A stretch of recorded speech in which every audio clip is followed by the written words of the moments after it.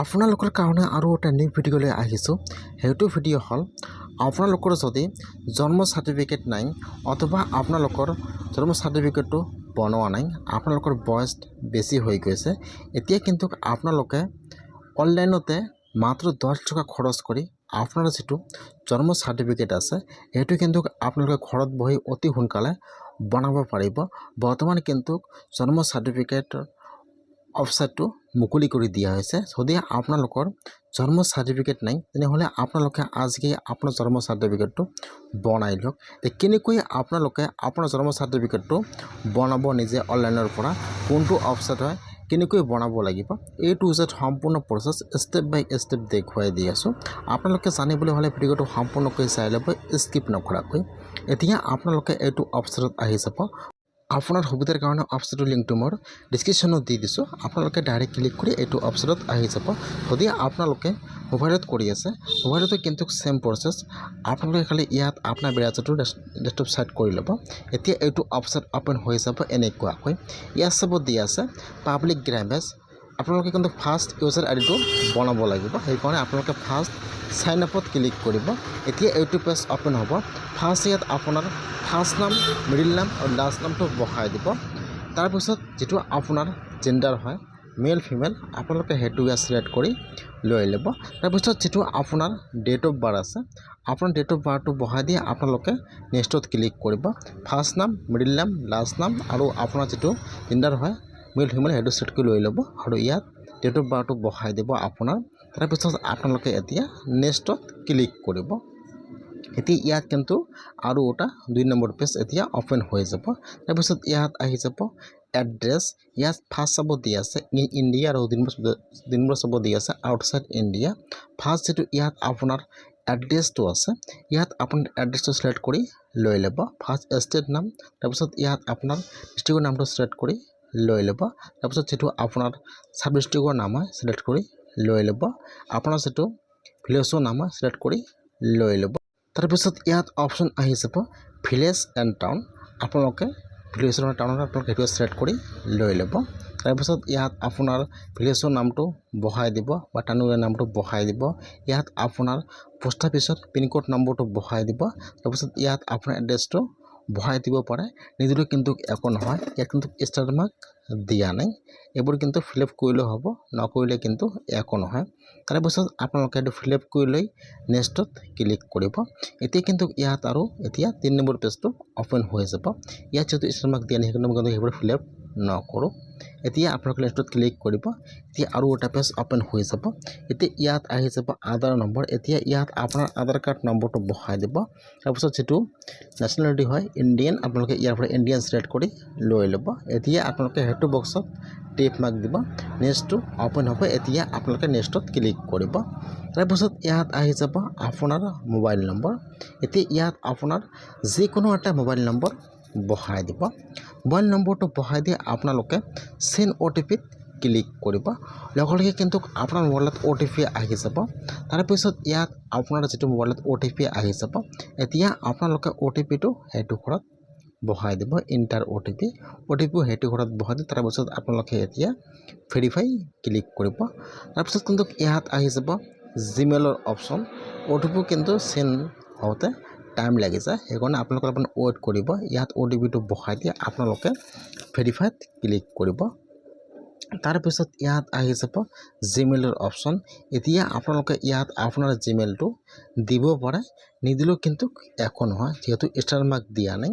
সেইকাৰণে কিন্তু ইয়াত যাব, তলত দিয়া আছে স্কিপ ইমেইল ID, আপোনালোকে স্কিপত ক্লিক কৰিব। যেতিয়া আপোনালোকে স্কিপত ক্লিক কৰিব, এতিয়া এইটো পেজ অ'পেন হৈ যাব। এতিয়া কিন্তু লগইনৰ অপশ্যনটো আহি যাব। এতিয়া কিন্তু আপোনাৰ ফোন নম্বৰটো ৰেজিষ্টাৰ হৈ গৈছে। যদি আপোনালোকে জিমেইল দিব বিচাৰে, ইয়াত আপোনালোকে আপোনাৰ জিমেইল আইডিটো বহাই দিব। চেণ্ড OTP ক্লিক কৰিব। আপোনাৰ জিমেইলত OTP আহি যাব। তাৰপিছত কিন্তু ইয়াত আপোনালোকে OTPটো বহাই দি ভেৰিফাই কৰিব লাগিব। মই যিহেতু জিমেইল নিদিওঁ সেইকাৰণে মই ক্লিক কৰিম স্কিপ ৰেজিষ্টাৰ। যেতিয়া আপোনালোকে স্ক্ৰিপ্টৰ ওপৰত ক্লিক কৰিব এতিয়া কিন্তু ইয়াত লগইনৰ অপশ্যনটো আহি যাব এতিয়া ইয়াত আপোনাৰ মোবাইল নম্বৰটো বহাই দিব যেটো মোবাইল নম্বৰ আপোনালোকে ৰেজিষ্টাৰ কৰিলে ইয়াত আপোনাৰ মোবাইল নম্বৰটো বহাই দিব আৰু যেটো আপোনাৰ তাত কেপচা আহি যায় তাৰ পিছত আপোনালোকে কেপচাটো হেতু ঘৰত বহাই দিব কেপচাটো বহাই দি আপোনালোকে এতিয়া লগইনৰ ওপৰত ক্লিক কৰিব এতিয়া কিন্তু আপোনাৰ ফোন নম্বৰটো ৰেজিষ্টাৰ হৈ গৈছে আপোনাৰ কিন্তু ইউজাৰ আইডিটো হৈ গৈছে এতিয়া আপোনালোকে ইয়াত মোবাইল নম্বৰটো বহাই দি কেপচাটো বহাই দি আপোনালোকে লগইনত ক্লিক কৰিব আপোনাৰ মোবাইলত OTP আহি যাব তাৰ পিছত আপোনালোকে OTPটো হেতু ঘৰত বহাই দিব OTPটো বহাই দি আপোনালোকে লগইনত ক্লিক কৰিব এতিয়া কিন্তু আপোনাৰ ওচৰত অফিচিয়েল হোম পেজটো ওপেন হৈ যাব এনেকৈ এতিয়া কিন্তু আপোনাৰ পেজটো ওপেন হৈ গৈছে আপোনাৰ কিন্তু ইউজাৰ আইডি হৈ গৈছে এতিয়া আপোনালোকে কেনেকৈ বাৰ্থ চাৰ্টিফিকেট বনাব লাগিব হেতু জানি লওক ইয়াত সব ইনফৰমেশ্যন দিয়া আছে বাৰ্থ ডেট আৰু ইয়াত স্কিল বাৰ্থ দিয়া আছে হেতু আপোনালোকে আপোনাৰ জন্ম সাৰ্টিফিকেটটো এপ্লাই কৰিব ইয়াত সব 2 নম্বৰ দিয়া আছে ভাৰত এতিয়া আপোনালোকে ভাৰতৰ ওপৰত ক্লিক কৰিব এই 2 নম্বৰ অপশ্যন আহি যাব ৰিপোৰ্ট বাৰ্থ এতিয়া আপোনালোকে হেতু অপশ্যনৰ ওপৰত ক্লিক কৰিব এতিয়া কিন্তু আপোনাৰ ওচৰত বাৰ্থ সাৰ্টিফিকেট এপ্লাই কৰা এপ্লিকেশন কৰা ফৰ্মটো ওপেন হৈ যাব এনেকৈ এতিয়া কিন্তু আপোনালোকে ফৰ্মটো সম্পূৰ্ণকৈ ভালকৈ ফিল আপ কৰিব লাগিব ফাৰ্ষ্ট ইয়াত আহি যাব ষ্টেট ফাৰ্ষ্ট ইয়াত যেটো আপোনাৰ ষ্টেট নাম আপোনালোকে ইয়াত আপোনাৰ ষ্টেট নামটো সিলেক্ট কৰি লৈ ল'ব ষ্টেট নাম আসাম ঠিক আছে ইয়াত লগলে কিন্তু এছএমএছ ল্যাঙ্গুৱেজটো আহি যাব ইয়াত আহি যাব এছএমএছ আহি যাব এতিয়া ইয়াত কিন্তু অলৰেডি সিলেক্ট কৰা দিয়া আছে তাৰপিছত ইয়াত সব দিয়া আছে চিল্ড ইনফৰমেশ্যন এতিয়া ইয়াত যেটো আপোনালোকে যিজনৰ সাৰ্টিফিকেটটো এতিয়া বনাব তেওঁৰ ইয়াত ডেট অফ বাৰ্থটো বহাই দিব কিমান তাৰিখ কিমান মান্থ কিমান ইয়াৰ হয় ইয়াত যেটো ডেট অফ বাৰ্থ আছে ইয়াত ডেট অফ বাৰ্থটো বহাই দিব আৰু এফলত যাব দিয়া আছে কনফাৰ্ম ডেট অফ বাৰ্থ ইয়াত আপোনালোকে ডেট অফ বাৰ্থটো আৰু এবাৰ বহাই দিব কনফাৰ্ম ডেট অফ বাৰ্থ এই কিন্তু আপোনাৰ যেটো জন্ম হোৱা টাইমটো আছে কিন্তু ইয়াত দিলো হ'ব নিদিলে কিন্তু একো নহয় তাৰপিছত যেটো জেন্ডাৰ হয় মেল এণ্ড ফিমেল আপোনাৰ ইয়াত জেন্ডাৰটো সিলেক্ট কৰি লৈ ল'ব তাৰপিছত ইয়াত সব তলত দিয়া আছে আধাৰ UID নম্বৰ যদি আপোনালোকে যিজনৰ সাৰ্টিফিকেটটো বনাই আছে তেওঁৰ যদি আধাৰ কাৰ্ডটো আছে তেনেহলে আপোনালোকে ইয়াত আধাৰটো সিলেক্ট কৰি লৈ ইয়াত আপোনাৰ আধাৰ কাৰ্ড নম্বৰটো বহাই দিব আৰু যদি তেওঁৰ আধাৰ কাৰ্ডটো নাই কিন্তু আপোনালোকে সিলেক্ট নকৰিলে এখিনি ষ্টাৰ মাৰ্ক দিয়া নাই আপোনালোকে ভালকৈ জানি লওক যিবিলাকত ষ্টাৰ মাৰ্ক দিয়া আছে আপোনালোকে কিন্তু সেইবোৰ ফিল আপ কৰিব লাগিব আৰু কিন্তু যিবিলাকত ষ্টাৰ মাৰ্ক দিয়া নাই আপোনালোকে সেইবোৰ যদি জানে ফিল আপ কৰিব না জানিলে আপোনালোকে ইয়াত কিন্তু ফিল আপটো নকৰিব যদি ষ্টাৰ মাৰ্ক দিয়া আছে সেইবোৰ ফিল আপ কৰিব আৰু যিবিলাকত ষ্টাৰ মাৰ্ক দিয়া নাই আপোনালোকে সেইবোৰ ফিল আপ নকৰিলে কিন্তু একো নহয় এফটো অপশ্যন আহি যাব আধাৰ আৰু EDI যদি আধাৰ কাৰ্ডটো নাই তেনেহলে আপোনালোকে ইয়াত সিলেক্ট নকৰিব তাৰপিছত ইয়াত আহি যাব নাম আহি যাব এতিয়া আপোনালোকে যিজনৰ সাৰ্টিফিকেটটো বনাব তেওঁৰ ইয়াত ফুল নামটো বহাই দিব লাগিব ফাৰ্ষ্ট নাম মিডল নাম লাষ্ট নাম ফাৰ্ষ্ট ইয়াত নামটো লিখিব ইংলিছত তাৰপিছত ইয়াত লিখিব এছএমএছত ইয়াত সব দিয়া আছে ফাৰ্ষ্ট নাম মিডল নাম আৰু লাষ্ট নাম যদি তেওঁৰ মিডল নাম নাই ইয়াত মিডল নামটো ফিল আপ নকৰিব ডাইৰেক্ট ইয়াত ফাৰ্ষ্ট নাম আৰু ইয়াত লাষ্ট নামটো বহাই দিব তাৰপিছত ইয়াত আহি যাব কনফাৰ্ম চিলড্ৰেন নাম তলত যাব তিনিটা বক্স দিয়া আছে ফাৰ্ষ্ট নাম মিডল নাম লাষ্ট নাম ইয়াত আৰু এবাৰ তেওঁৰ যেটো ফুল নাম আছে ফুল নামটো ইয়াত ভালকৈ বহাই দিব এটো নাম কিন্তু আপোনাৰ সাৰ্টিফিকেটত আহি যাব এইখনত আপোনালোকে ইয়াত নামৰ আখৰবিলাক ভালকৈ চাই সম্পূৰ্ণকৈ ফিল আপ কৰিব তাৰপিছত তলত ইয়াত আহি যাব ফাদাৰ্স নেম ফাদাৰ্স ফাৰ্ষ্ট নাম মিডল নাম লাষ্ট নাম আৰু যেটো ফাদাৰ্স ফাৰ্ষ্ট নাম মিডল নাম লাষ্ট নাম আছে ইয়াত বহাই দিব আৰু কিন্তু ইয়াত নামবিলাক এছএমএছতো বহাই দিব লাগিব ইয়াত ফাৰ্ষ্ট নাম মিডল নাম আৰু লাষ্ট নাম বহাই দিব ফাৰ্ষ্ট চিলড্ৰেন নাম তাৰপিছত ইয়াত ফাদাৰ্স নাম বহাই দিব কিন্তু অলৰেডি এছএমএছ কিবোৰ্ড দিয়া আছে আপোনালোকে ইয়াত টাইপ কৰি এছএমএছত নাম্বাৰ ভালকৈ বহাই দিব তাৰপিছত তলত আহি যাব মাদাৰ্স নাম ফাৰ্ষ্ট চিলড্ৰেন নাম তাৰপিছত ফাদাৰ্স নাম তাৰপিছত ইয়াত যেটো মাদাৰ্স নাম আছে ইয়াত মাদাৰ্স নাম বহাই দিব তাৰপিছত ইয়াত সব দিয়া আছে ফাদাৰ্স মোবাইল নম্বৰ ইয়াত কিন্তু আপোনালোকৰ ফাদাৰ্সৰ মোবাইল নম্বৰটো দিব লাগিব যদি ইমেইল আইডি আছে দিব নহলে কিন্তু নিদিব যদি আধাৰ কাৰ্ড আছে এই আধাৰ কাৰ্ড নম্বৰটো বহাই দিব নিদিলেও কিন্তু একো নহয় ফাৰ্ষ্ট চিলড্ৰেন নাম, তাৰপিছত ফাদাৰ্ছ নাম, ফাদাৰ্ছ মোবাইল নম্বৰ, তাৰপিছত ইয়াত মাদাৰ্ছ নাম, ফাৰ্ষ্ট নাম, মিডিল নাম, লাষ্ট নাম বহাই দিব। যদি মাদাৰ্ছৰ ফোন নম্বৰ নাই নিদিব, নিদিলেও কিন্তু একো নাই, কিন্তু ফাদাৰ্ছৰ মোবাইল নম্বৰটো ইয়াত বহাই দিব লাগিব। তাৰপিছত ইয়াত আহি যাব এড্ৰেছ, ফাৰ্ষ্ট চাব দিয়া আছে ইন ইণ্ডিয়া, 2 নম্বৰ চাব দিয়া আছে আউটছাইড ইণ্ডিয়া। এতিয়া আপোনালোকে ইয়াত ইণ্ডিয়া চিলেক্ট কৰি লৈ ল'ব। যিটো আপোনাৰ ফুল এড্ৰেছটো আছে, ফাৰ্ষ্ট ইয়াত আপোনাৰ ষ্ট্ৰীট নামটো চিলেক্ট কৰি লৈ ল'ব। তাৰপিছত যিটো আপোনাৰ ডিষ্ট্ৰিক্টৰ নাম হয় চিলেক্টত ক্লিক কৰি ইয়াত আপোনাৰ ডিষ্ট্ৰিক্টৰ নামটো চিলেক্ট কৰি লৈ ল'ব। তাৰপিছত ইয়াত যিটো আপোনাৰ চাব ডিষ্ট্ৰিক্টৰ নাম আছে চিলেক্টত ক্লিক কৰি চিলেক্ট কৰি লৈ ল'ব। তাৰপিছত ইয়াত চাব আহি যাব ভিলেজ এণ্ড টাউন, যদি আপোনালোকে ভিলেজৰ তেনেহ'লে আপোনালোকে ভিলেজ চিলেক্ট কৰি লৈ ল'ব, আৰু যদি আপোনালোকে টাউনত তেনেহ'লে আপোনালোকে টাউন চিলেক্ট কৰি লৈ ল'ব। তাৰপিছত ইয়াত আপোনাৰ ভিলেজৰ নামটো বহাই দিব, আৰু ইয়াত আপোনাৰ পিনক'ড নম্বৰটো বহাই দিব। আৰু তলত যিটো আপোনাৰ হাউচ নম্বৰ, আপোনাৰ লোকেশ্যনৰ নাম আছে, যিটো আপোনাৰ গ্ৰামৰ নাম, আপোনালোকে ইয়াত আপোনাৰ যিটো ফুল এড্ৰেছটো আছে ইয়াত আপোনাৰ ফুল এড্ৰেছটো বহাই দিব। তলত চাব ইয়াত দুটা অপশ্যন দিয়া আছে, য়েছ আৰু ন'। যদি আপোনালোকৰ এড্ৰেছটো ছেম হয় তেনেহ'লে আপোনালোকে য়েছত ক্লিক কৰিব, আৰু যদি আপোনালোকৰ এড্ৰেছটো বেলেগ তেনেহ'লে আপোনালোকে ন'ত চিলেক্ট কৰি লৈ ল'ব। তাৰপিছত তলত চাব এটা বক্স দিয়া আছে, এতিয়া আপোনালোকে সেইটো বক্সত টিক মাৰ্ক দি দিব, আৰু ইয়াত চাব ইয়াত 3টা অপশ্যন আহি যাব, হস্পিটেল, হাউচ এণ্ড আদাৰ।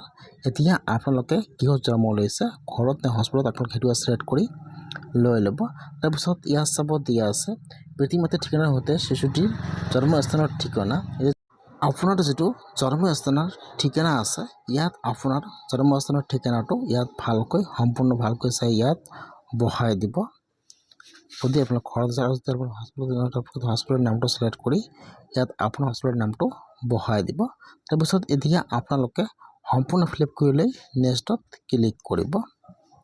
যদি ফিল আপ হোৱা নাই ইয়াত আহি যাব এনেকৈ, আৰু যদি ফিল আপ হৈছে ডাইৰেক্ট আৰু এটা পেজ অপেন হৈ যাব। আপোনালোকে ইয়াত ভালকৈ চাই সম্পূৰ্ণ ফিল আপ কৰি লৈ ল'ব।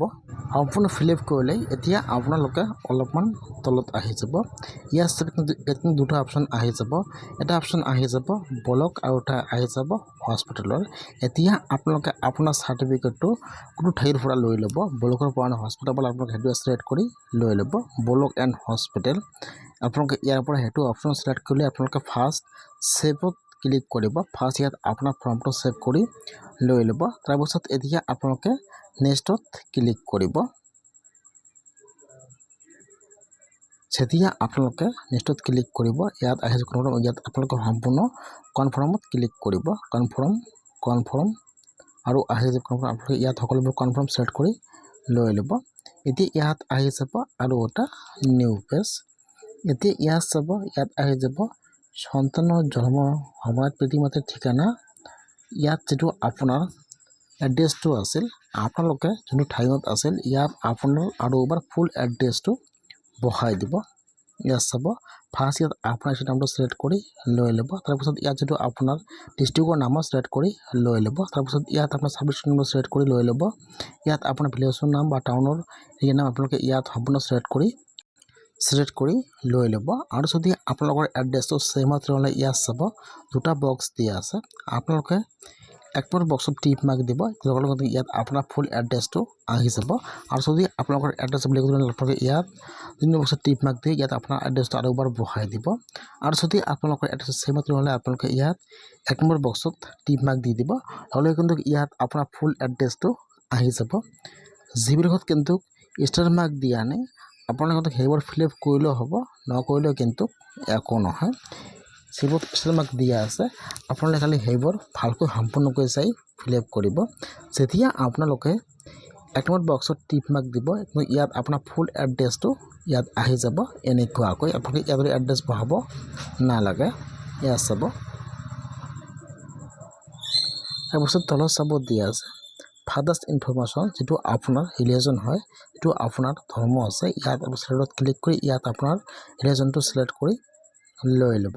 তাৰপিছত ইয়াত চাব দিয়া আছে মাতাৰ ইনফৰমেশ্যন, ইয়াত যিটো আপোনাৰ মাদাৰ্ছৰ ধৰ্ম আছে কি ধৰ্ম হয় আপোনালোকে ইয়াত সেইটো ধৰ্ম চিলেক্ট কৰি লৈ ল'ব। তাৰপিছত আপোনালোকে অলপ তলত আহি যাব, অহাৰ পিছত ইয়াত চাব ইয়াত কিন্তু এটা আপোনাৰ ডকুমেণ্ট আপলোড কৰিব লাগিব। ইয়াত ফাৰ্ষ্ট চাব দিয়া আছে ডেলিভাৰী ইয়াত আপোনালোকে ফাৰ্ষ্ট ইয়াত আপোনালোকে ডেলিভাৰী টাইপটো চিলেক্ট কৰি লৈ ল'ব। তাৰপিছত ইয়াত চাব দি আছে থ্ৰেডত ক্লিক কৰিব, ইয়াত অপশ্যন আহি যাব। আপোনালোকে ইয়াৰ পৰা অপশ্যনটো চাই চিলেক্ট কৰি লৈ ল'ব। টাইপ অফ ডেলিভাৰী ইয়াত চাব, ইয়াত অপশ্যন আহি যাব, ইয়াৰ পৰা অপশ্যনটো চাই চিলেক্ট কৰি লৈ ল'ব। তাৰপিছত ইয়াত আহি যাব বণ্টন পদ্ধতি।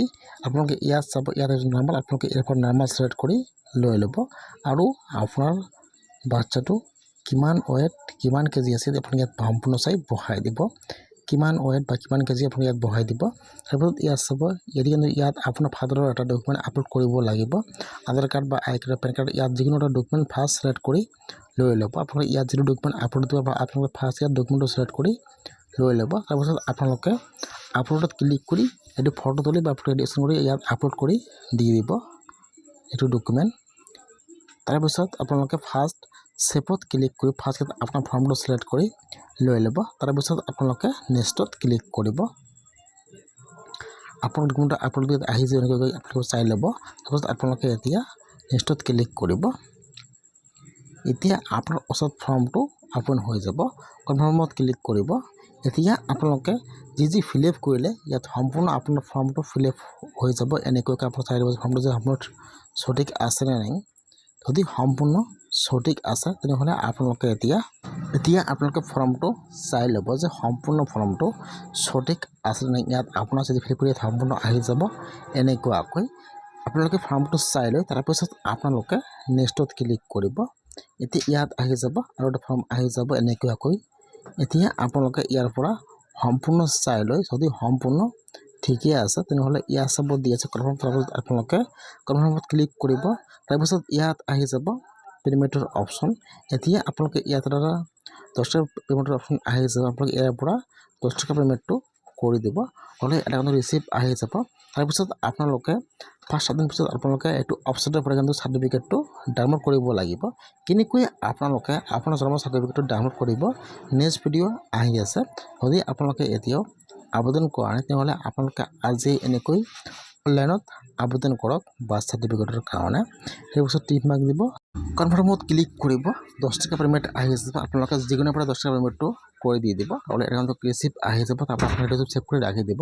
তেতিয়া আপোনালোকৰ চাৰ্টিফিকেটটো হৈ যাব। কিন্তু আপোনালোকে সেইটো যদি আপোনাৰ চাৰ্টিফিকেটটো ডাউনলোড কৰিব লাগিব। যদি আপোনালোকৰ বাৰ্থ চাৰ্টিফিকেট নাই তেনেহ'লে আপোনালোকে আজিয়েই অনলাইনত আবেদন কৰক বাৰ্থ চাৰ্টিফিকেটৰ কাৰণে। এনেকৈ অতি সহজে আপোনালোকে আপোনাৰ নিজৰ মোবাইলৰ পৰা। আৰু যদি আপোনালোকে এপ্লাই কৰিছে কেনেকৈ আপোনালোকে আপোনাৰ বাৰ্থ চাৰ্টিফিকেটটো ডাউনলোড কৰিব নেক্সট ভিডিঅ' আহি আছে।